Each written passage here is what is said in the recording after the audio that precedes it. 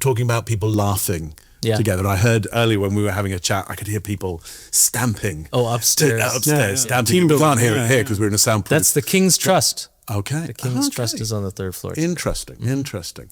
So when people laugh, number one, when people laugh together, it means that they must have seen the world in the same way.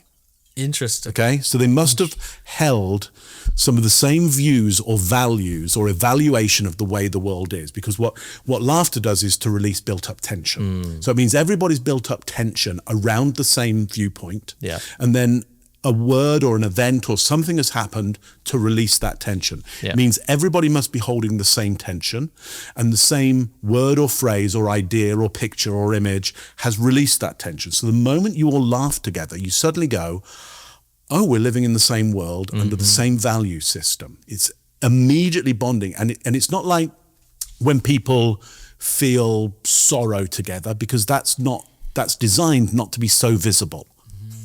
Because that's a difficult one. You know, if you're in deep sorrow, it's for you to show that to everybody would put you under a lot of risk, because you don't know what I'm going to do with that.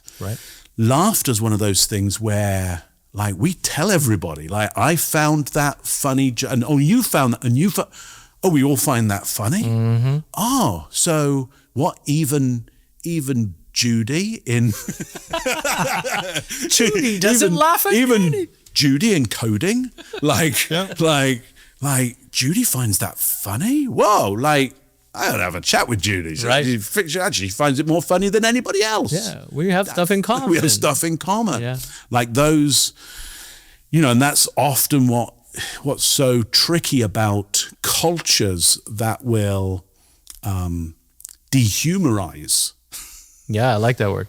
Dehumorize the environment. Is like, you just shut off an avenue for connection. Now, there's risk with humor. Humor comes from the medieval idea of the 4 humors. And it was the old medieval doctor's system. You've got 4 liquids in your body, and they need balancing in some way. And one of the ways that the doctor could balance them, whether they could drill holes in your head called trepanning and let off steam in that way, or they'd put leeches on you and they'd suck out blood, or they'd actually cut you and the blood would, or they'd get you to cough and the phlegm would, because there were these 4 liquids. One of the techniques as well for the humorist was comedy. What a cunning humorist he is. He's cutting everyone up.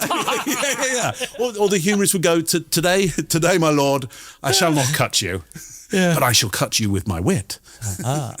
So would say something witty, would turn one thing that you recognized into another thing that you recognized, and you'd laugh, and maybe everybody would laugh with you, and you'd suddenly go, man, I'm ruling this thing, but I'm not alone. They're laughing, and they've truly laughed. They weren't laughing just because I laughed. Like, we all laughed together on that. I don't feel so alone anymore. My humors are more balanced. Was this the justification for a court jester?